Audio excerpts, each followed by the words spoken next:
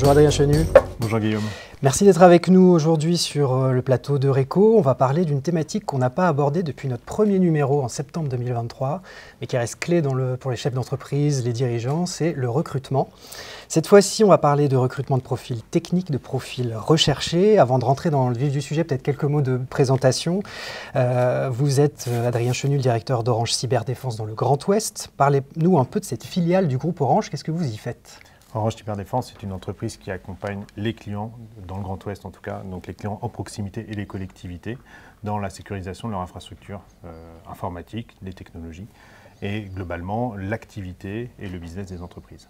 D'accord, c'est combien de salariés dans le Grand Ouest? On aime bien les chiffres chez Réco. Chiffres très rapidement, 3000 salariés dans le monde, 1500 en France, dont 500 dans le Grand Ouest. On est le premier employeur privé cyber de l'Ouest, donc de Rennes, de Bretagne et du Grand Ouest. Basé pour 470 personnes à Rennes, et on a une agence satellite qu'on est en train de construire sur Nantes qui est autour de 30 personnes aujourd'hui. D'accord, donc le cœur du réacteur dans le Grand Ouest, ça reste Rennes. Exactement. D'accord, donc au fil des années, si je ne me suis pas trompé dans les chiffres, vous avez beaucoup recruté. En 2016, je crois, au début, vous étiez 40 et aujourd'hui, c'est beaucoup plus. Effectivement, on est 470 aujourd'hui avec beaucoup de recrutement année après année.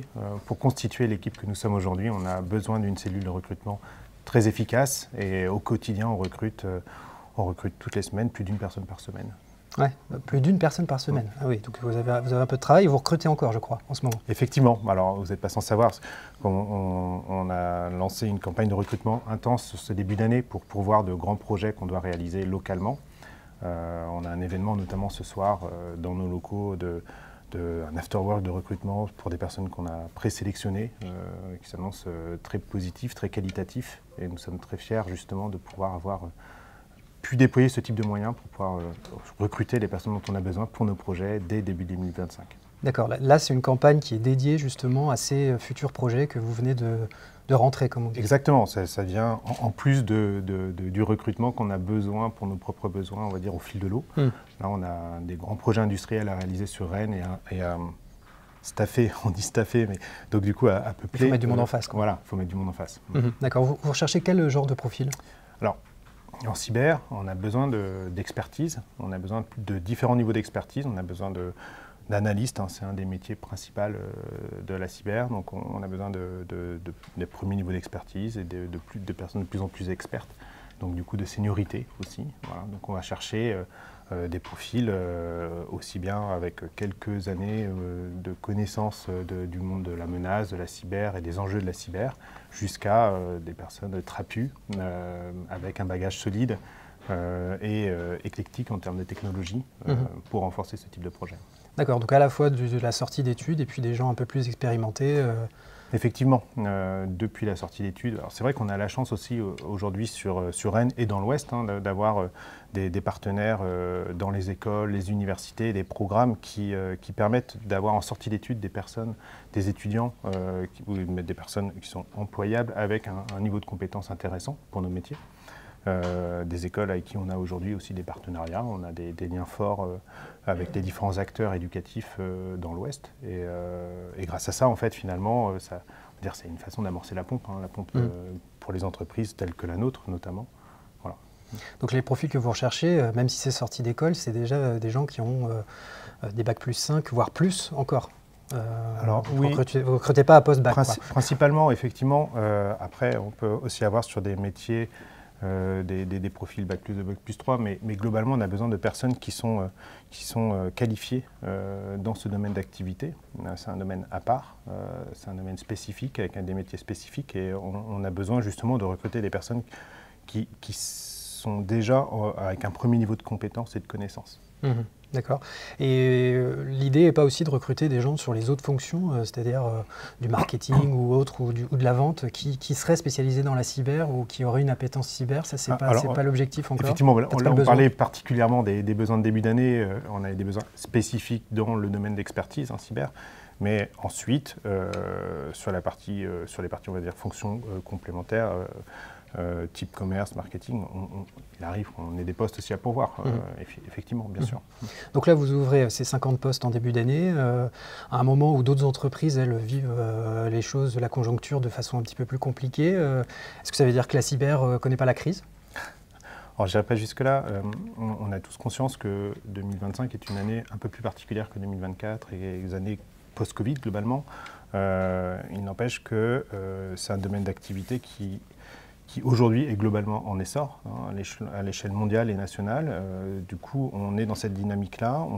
Les entreprises font face aussi à de plus en plus de menaces. On l'a vu, on a un livre blanc qu'on sort chaque année qui s'appelle le Security Navigator, qui est disponible sur notre site, bon, bref.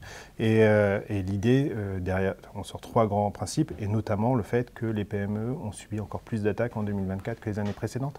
Donc il y a besoin d'apporter de la protection aux entreprises, et les entreprises ont besoin d'acteurs experts en cyber pour pouvoir se protéger. D'accord, merci Adrien Chenu pour ces premières explications. Je propose qu'on se tourne maintenant vers mon confrère Romain Roux, qui va nous faire un zoom sur le marché de l'emploi en Bretagne en 2025. L'année ne s'annonce pas au top côté emploi dans la région. On a fini 2024 avec 2700 projets de recrutement au dernier trimestre, contre plus du double un an auparavant. D'après le baromètre Tendance Emploi de la CCI Bretagne, c'est la conséquence logique du ralentissement observé ces derniers mois. Contexte économique morose, incertitude politique, pas de perspective d'amélioration à court terme, l'heure est à l'attentisme. Premier pourvoyeur d'embauche, l'industrie et l'agroalimentaire en particulier. 1700 offres d'emploi sont identifiées dans ce secteur, 200 notamment chez Kerana Production, 180 chez Fromapac ou encore 150 chez Grand Saloir Saint-Nicolas, mais ce chiffre est en baisse de 30% sur un an. La chute est encore plus marquée dans les services. Ces dernières années, on comptait à la même période au moins 2000 offres d'emploi. Fin 2024, il y en avait à peine 600 pour ce secteur. Le numérique et les transports, très représentés dans les services, sont particulièrement touchés. Du côté de la construction, ça va pas beaucoup mieux. Les embauches sont carrément gelées et le commerce, lui, recrute, mais timidement, avec seulement 150 offres d'emploi fin 2024. Adrien Chenu, revenons sur les recrutements en cours chez vous. On l'a dit, une cinquantaine. On l'a dit aussi plutôt des profils techniques. Est-ce que vous les trouvez facilement sur la place rennaise? Alors, je ne peux pas répondre oui, parce que ce n'est pas le cas. On a besoin de déployer, on a une stratégie de recrutement qui se complète au fil du temps. On a plusieurs méthodes, effectivement, comme toute entreprise. On mise sur d'abord sur la cooptation, le parrainage. C'est quelque chose qui fonctionne bien dans nos effectifs. On a un retour d'expérience là-dessus qui montre que c'est un des premiers facteurs de recrutement. Donc, du coup, le fait de proposer des personnes que l'on connaît, dont on connaît les compétences à notre entreprise. Donc, premier sujet. C'est nouveau, ça? C'est récent? Non, c'est important. Pourquoi? Parce qu'on est dans un domaine d'expertise. Donc, on a besoin de connaître les personnes qui arrivent dans l'entreprise, dont on a besoin de connaître les expertises, justement, et la qualification de chacune d'entre elles. Effectivement, la cooptation fait que c'est un atout majeur dans la proposition d'un profil. On a une confiance qui se dégage dans la personne qui nous est proposée. Et donc, vous nous parlez de la cooptation. Comment est-ce que sinon vous recrutez? En la première partie, vous nous avez parlé aussi de cette soirée que vous organisez. Est-ce que c'est du coup nécessaire de recruter un peu différemment aujourd'hui sur ce genre de profil? Alors, bien sûr, effectivement, la cooptation est un des vecteurs, mais elle n'est pas le seul. Dans le recrutement, on va avoir effectivement besoin de ce type d'événement qui a besoin finalement de proposer une exposition de l'entreprise indiquant qu'on va recruter et donc du coup apporte un certain nombre de profils, de personnes qui candidatent, qui se manifestent, qui se présentent en entrée en cyberdéfense. Comme je vous le disais tout à l'heure, l'afterwork, c'est des profils qui sont préqualifiés, donc on a une grande période de temps là, sur les 3 dernières semaines consacrée justement à la préqualification de personnes qui candidatent. Et voilà, on a fait un premier tamis et aujourd'hui on est très content du nombre de personnes que l'on va rencontrer ce soir. Ça, c'est combien, grosso modo? Alors, je ne peux pas dire exactement le chiffre, mais c'est plus d'une cinquantaine de personnes qui sont déjà préqualifiées. Et on a eu plus de 3 fois plus de personnes en entrée. Donc, pour vous dire, on a quand même une attractivité sur le marché qui est très intéressante. Elle est liée au fait que je pense qu'on a des valeurs managériales et de bien-être au travail qui sont appréciées par les collaborateurs globalement et donc du coup promues autour d'eux. Et c'est pour ça, du coup, ça fait un lien avec la cooptation. On propose à des personnes de venir travailler dans l'entreprise que si on est satisfait des conditions dans lesquelles on exerce. Est-ce que même en étant un grand groupe comme Orange, il y a besoin de faire, entre guillemets, de faire ce que vous êtes en train de faire, c'est-à-dire que même si on a une marque très connue, un grand groupe qui permet d'envisager des possibilités d'évolution, on est obligé malgré tout de séduire. Bien sûr, surtout dans un domaine comme la cyber. C'est un domaine où les profils sont rares et les besoins bien plus importants. Ce qui fait qu'on a besoin d'être attractif.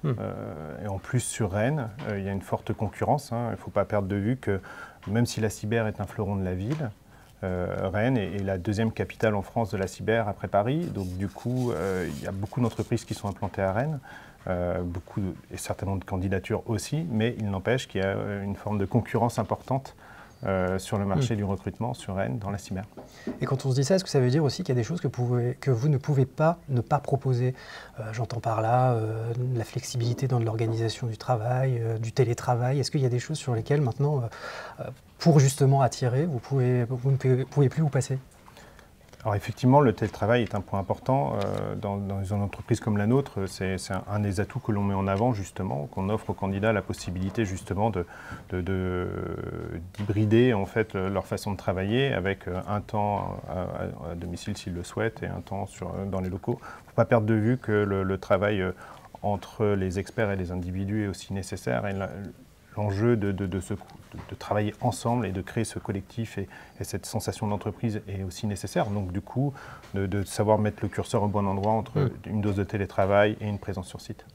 Mais oui, c'est un atout. Oui, d'accord. Et est-ce que aussi il y a un sujet sur les salaires? Parce que quand on recherche des profils qui sont très peu nombreux sur le marché, avec beaucoup de concurrence, comme vous nous l'avez dit, souvent les candidats font monter les enchères. Vous voyez ça aussi? Effectivement. Ouais. C'est un sujet. Et comment on répond derrière quand on est un dirigeant? On essaye d'avoir une réponse juste face au candidat, l'expertise et la seniorité qu'il a, et par rapport aussi au collectif que l'on a dans notre équipe, dans notre entreprise. Voilà, c'est une dose de justesse à apporter comme réponse, et après en espérant que la proposition soit séduisante. Parfait. Écoutez, merci beaucoup Adrien Chenu pour vos explications et vos beaux conseils. Avant de terminer cette émission, je vous propose qu'on écoute le plus de l'expert par Banque Populaire Grand Ouest.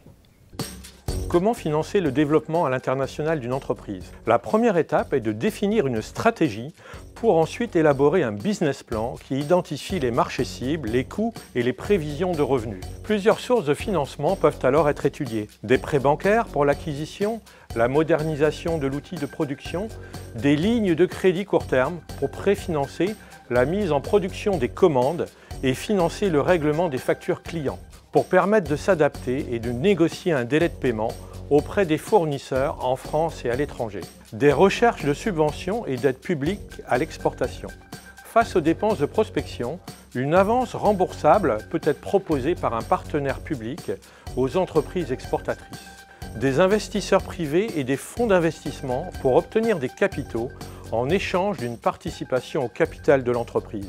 Ces 4 sources de financement constituent de véritables leviers pour favoriser l'internationalisation d'une entreprise. C'est la fin de ce numéro de Réco consacré au recrutement. Si globalement en Bretagne le ralentissement économique impacte le marché de l'emploi, les difficultés de recrutement restent élevées dans la région. Près de 60% des projets d'embauche sont ainsi jugés difficiles en 2024. Pour attirer davantage de candidats, les entreprises ont décidé de faire les choses un peu différemment, en utilisant les réseaux sociaux par exemple, pour séduire les jeunes, en utilisant aussi l'humour pour montrer que l'ambiance est plutôt sympa dans l'entreprise, ou en repensant les techniques de recrutement. On ne compte plus les job dating inversés, les matchs de foot entre recruteurs et candidats, les escape games et même les parties de laser game. Pour se débarrasser de tout ça, une entreprise, le groupe d'audit et de conseil Forvis Mazars, a caressé l'idée de recruter des intelligences artificielles, le temps d'une publicité vantant au contraire l'importance de l'humain, de la créativité et de l'audace dans l'entreprise. Pas fou, le groupe a tout de même décidé de former l'ensemble de ses 5000 salariés à l'intelligence artificielle, parce qu'on ne sait jamais. À bientôt.